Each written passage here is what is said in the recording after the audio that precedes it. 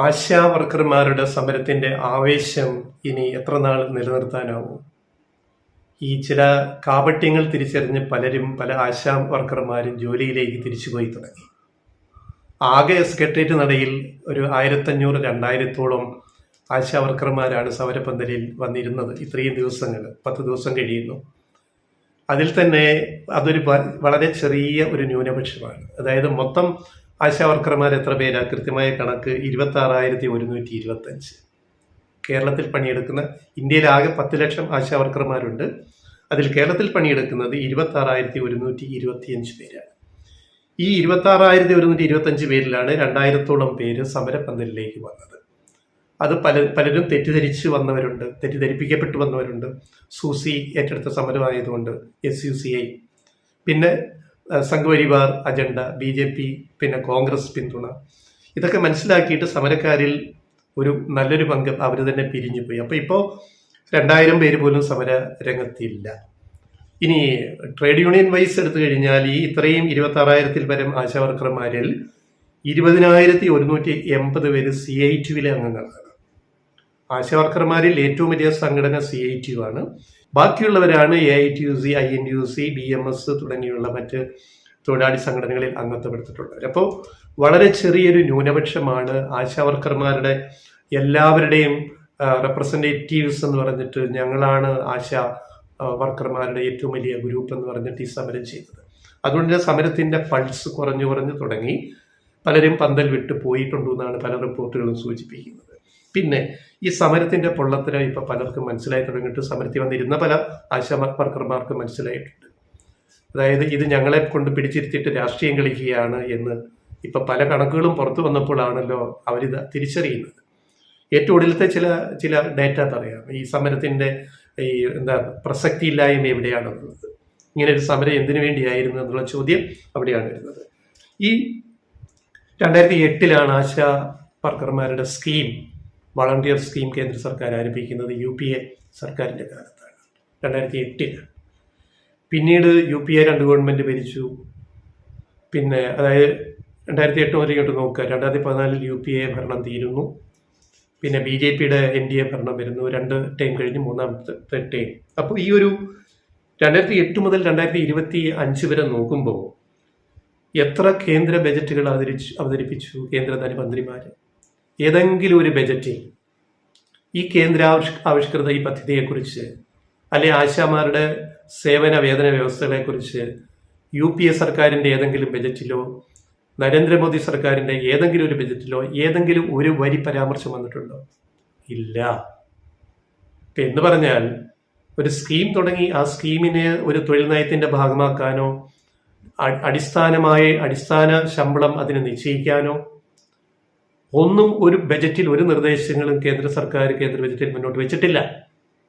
കാലാകാലങ്ങളിൽ അന്ന് രൂപീകരിച്ച അത് പ്രകാരം ഇൻസെന്റീവ് കൊടുക്കുക. ഇൻസെന്റീവിൽ കാര്യമായ വർധന വരുത്തിയിട്ടുണ്ടോ? ഇല്ല.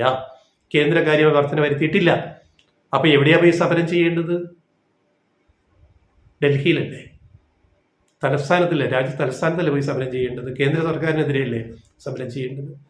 അപ്പോൾ ഒരു ബജറ്റ് സപ്പോർട്ടോ ബജറ്റ് വിഹിതമോ പിന്നീട് ഒരു ബജറ്റിലും മാറ്റിവെക്കാത്ത ഒരു കേന്ദ്ര സ്കീമാണ്, വളണ്ടിയർ സ്കീമാണ് ആശാ വർക്കേഴ്സ് പദ്ധതി എന്ന് പറയുന്നത്.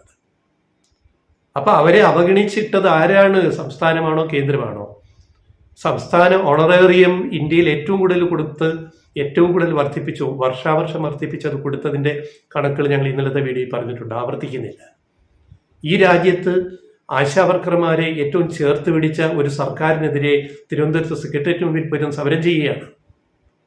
ഈ രാജ്യത്ത് ഒരു ഗവൺമെന്റും, ഒരു സംസ്ഥാന ഗവൺമെന്റും ആശാമാർക്ക് ഇത്രയും സഹായം ചെയ്തിട്ടില്ല, ഓണറേറിയം കൊടുത്തിട്ടില്ല. ചേർത്ത് പിടിച്ച സർക്കാരാണ് കേരളത്തിലെ സർക്കാർ. എന്നിട്ട് അതിനെതിരെ സമരം ചെയ്യുക, SUCIA കുറെ സഖ്യമൊക്കെ ഉണ്ടാക്കിയിട്ട് അതിന്റെ ലക്ഷ്യം രാഷ്ട്രീയമാണ്. ഇലക്ഷൻ വരുന്നത് കൊണ്ടുള്ള രാഷ്ട്രീയ കളിയാണ്. LDF മൂന്നാമതും അധികാരത്തിൽ വരാൻ പാടില്ല എന്നുള്ള കൃത്യ അജണ്ട സെറ്റ് ചെയ്ത സമരമാണിത്. അതുകൊണ്ടാണ് നമ്മൾ ഇതിനെ പൊളിച്ചടുക്കേണ്ടി വരുമെന്ന് പറയുന്നത്. അപ്പോൾ ഒരു ബജറ്റ് സപ്പോർട്ടും ഇന്ന് വരെ കേന്ദ്രം ചെയ്തിട്ടില്ല. ഇനി കേന്ദ്രം എല്ലാ വിഹിതവും തന്നു എന്ന് പറയുന്നത് ശുദ്ധ നുണയാണ്. കഴിഞ്ഞ വർഷത്തെ വിഹിതം ഇതുവരെ തന്നിട്ടില്ല. ഈ കഴിഞ്ഞ വർഷത്തെ ഇൻസെന്റീവിനുള്ള വിഹിതം ഇൻസെൻറ്റീവ് കൊടുക്കാൻ 10 കോടി രൂപ കേന്ദ്രവിഹിതം കിട്ടണം. കേന്ദ്രത്തിൻ്റെ 60%, കേരളത്തിൻ്റെ 40%. അതുകൂടാതെയാണ് 7,000 രൂപ ഓണറോറിയം വർഷങ്ങളായിട്ട് വർദ്ധിപ്പിച്ച് ഇപ്പോൾ കൊടുത്തുകൊണ്ടിരിക്കുന്നത്. അപ്പം ഒരു മാസം 10 കോടിയാണെങ്കിൽ ഓരോ മാസമാണല്ലോ ഓണറോറിയം കൊടുക്കുന്നത്. ഒരു മാസം 10 കോടി കൊടുക്കണമെങ്കിൽ ഒരു വർഷം 120 കോടി രൂപ വേണം. കേന്ദ്രം 120 കോടി രൂപ തരാനുണ്ട്, പെൻഡിങ് ആണ്. എന്നിട്ടാ പറയുന്നത് കേന്ദ്രം കൊടുത്തില്ല പല തവണയായിട്ട്. വന്നിരുന്ന് വാചമടിക്കാൻ എളുപ്പമാണ്. കണക്കുകൾ അത് തന്നു ഇത് തന്നു, കൃത്യമായിട്ട് എവിടെയാണ് കണക്ക്? ഒരു വർഷത്തെ അരിയേഴ്സ് കിടക്കുകയാണ്. കേന്ദ്രം തരുന്ന ഇൻസെൻറ്റീവ് കടം ചോദിക്കുന്നതല്ല, സ്കീം പ്രകാരം കേരളത്തിന് തരേണ്ടുന്ന പൈസയാണിത് 120 കോടി രൂപ. അത് തരാത്തത് കൊണ്ട് സംസ്ഥാന സർക്കാർ സംസ്ഥാനത്തിന്റെ ഖജനാവിൽ നിന്ന് ഈ 10 കോടിയുടെ എടുത്തിട്ടാണ് ഓണറോറിയം ഉൾപ്പെടെ ഇൻസെന്റീവ് ഉൾപ്പെടെ കേന്ദ്രത്തിന്റെ ഉൾപ്പെടെ കൊടുത്തോണ്ടിരിക്കുന്നത്. അതാരും മിണ്ടുന്നില്ല. കേന്ദ്രം തരാൻ വൈകുന്നു. ആ പണം സംസ്ഥാനം അഡീഷണൽ ആയിട്ട് അതുകൂടി എടുത്തിട്ട് കൊടുക്കുകയാണ് ആശാവർക്കർമാർക്ക് മാസം തോറും പൈസ കൃത്യമായിട്ട്. ഈ നേതാക്കളോട് ഞങ്ങൾ ചോദിക്കുകയാണ്, സമര സമിതിയിൽ കുറെ ബുദ്ധിജീവികളുണ്ട്, ഇടതുപക്ഷ ബുദ്ധിജീവികൾ എന്ന് പറയുന്ന ചില ആൾക്കാർ. ആശാ വർക്കേഴ്സ് സമര സഹായ സമിതിയുണ്ട്. അത് ഇതിനേക്കാൾ വലിയ ഗംഭീരമാണ്. അവിടെ മുഴുവൻ ബുദ്ധിജീവികളുടെ ഒരു വിളയാട്ടമാണ് അവിടെ. അവർ ഇടതുപക്ഷക്കാരാണ്, ഞങ്ങളാണ് യഥാർത്ഥ ഇടതുപക്ഷക്കാർ, ബുദ്ധിജീവികൾ എന്ന് പറഞ്ഞ് വന്നിരുന്ന് വലതുപക്ഷ പണി ചെയ്യുന്ന കുറെ ബുദ്ധിജീവികൾ ഇവിടെയുണ്ട്. ഈ അങ്ങേയറ്റത്തെ ഇടതുപക്ഷക്കാരുടെ പ്രധാന ജോലി എന്താണ്? CPIM-നെ എതിർക്കുക. അതാണ് അവരുടെ പ്രധാന ജോലി. അവർ സംഘപരിവാറും SUCI-യും സൂസിയും RSS ഒക്കെ ഭായിയാണ്. അതാണ് അവരുടെ ഇടതുപക്ഷ കാഴ്ചപ്പാട്. ഇടതുപക്ഷം എന്ന് പറയുന്ന കോട്ടിട്ടിട്ട് വലതുപക്ഷ രാഷ്ട്രീയം കളിക്കുന്ന ഒരു ബുദ്ധിജീവി വർഗം ഇവിടെയുണ്ട്. അവരാണ് ഇതിന്റെ പിന്നിലെ മറ്റൊരു ബ്രെയിൻ, ആശാവർക്കേഴ്സ് സമരത്തിന്റെ പിന്നിലെ ബ്രെയിൻ. ഇപ്പൊ പാവപ്പെട്ട ആശാവർക്കർമാർ പലതും തിരിച്ചറിഞ്ഞു. ഞങ്ങളെ കൊണ്ട് ചൂടുചോറ് വാരിക്കുകയാണ്, ഈ പരിപാടിക്ക് ഞങ്ങളില്ല എന്ന് പറഞ്ഞ് അവർ സമരപ്പന്തൽ വിട്ട് പോകാൻ തുടങ്ങിയിട്ടുണ്ട്. അപ്പൊ ഈ സമരത്തിന്റെ ഈ ലോജിക്കൽ എൻഡ്, അതിന്റെ സ്വാഭാവികമായ ഒരു അന്ത്യം എന്ന് പറയുന്നത് എന്താവും നമുക്ക് ഊഹിച്ചാൽ മതി. എന്തായാലും എന്നും ആൾക്കാരെ പറ്റിക്കാൻ സാധിക്കത്തില്ല. ഇനി ഈ 2000-ഓളം ആശാവർക്കർമാർ സമരം ചെയ്തുകൊണ്ട് ഇവിടെ ആശാവർക്കർമാരുടെ ആരോഗ്യ രംഗത്തെ സേവനങ്ങൾ മുടങ്ങിയോ? ഒന്നും മുടങ്ങിയിട്ടില്ല. ഒരു എക്സാമ്പിൾ പറഞ്ഞിട്ട് ഈ വീഡിയോ അവസാനിപ്പിക്കാം. കേന്ദ്രത്തിൽ നിന്ന് ചില കാമ്പയിൻ പരിപാടിക്ക് അത് സംസ്ഥാനത്തിന്റെ അല്ല. ഇപ്പൊ ശൈലി കാമ്പയിൻ നടക്കുകയാണ്. കേന്ദ്രം പറഞ്ഞിട്ടാണ്, അല്ലാതെ സംസ്ഥാന പിണറായി സർക്കാർ ഏൽപ്പിച്ച ജോലിയല്ല. ഈ ശൈലി കാമ്പയിനകത്ത് ഇനി ഉടനെ ഇത് കഴിഞ്ഞാൽ പൾസ് പോളിയോയുടെ കാമ്പയിൻ വരുന്നുണ്ട് കേന്ദ്ര സർക്കാരിന്റെ നാഷണൽ ഹെൽത്ത് മിഷന്റെ ഭാഗമായിട്ട്. അതും സംസ്ഥാന സർക്കാരിന്റെ കാമ്പയിനല്ല. അപ്പൊ ഈ ശൈലി കാമ്പയിനകത്ത് പിന്നെ എൻട്രി രേഖപ്പെടുത്തണം. ഈ കഴിഞ്ഞ ആഴ്ചയിൽ നടന്ന വർക്കാണ് പറയുന്നത്. ഈ സമരം തുടങ്ങിയ സമയത്ത് നടന്ന ആശാവർക്കർമാരുടെ ജോലി, ഈ സമരം ആശാവർക്കർമാരുടെ പ്രവൃത്തിയെ കേരളത്തിൽ ഒരു തരത്തിൽ ബാധിച്ചിട്ടില്ല. അതാണ് പറഞ്ഞു വരുന്നത്. അതായത് 4 ലക്ഷത്തോളം പേരെ എൻട്രി ചെയ്തു ആശാവർക്കർമാർ ഈ സമരം നടക്കുമ്പോൾ തന്നെ.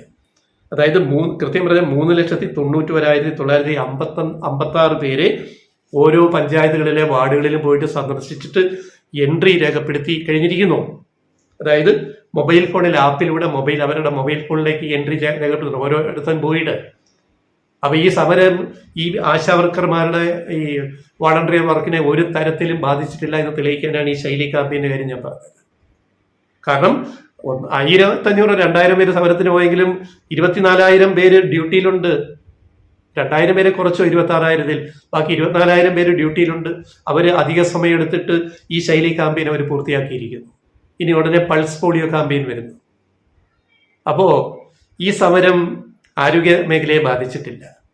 അപ്പൊ ആരോഗ്യ മേഖലയെ ബാധിക്കാത്തൊരു സമരം സമരിച്ചോട്ടെ അവിടെ ഇരുന്ന്, ഇവിടെ കാര്യങ്ങൾ കൃത്യമായിട്ട് നടക്കുന്നുണ്ട്. അതുകൂടി മനസ്സിലാക്കുക. എന്തായാലും സമരം തുടരട്ടെ. ഇതെവിടെ എത്തുമെന്ന് നമുക്ക് നോക്കാം.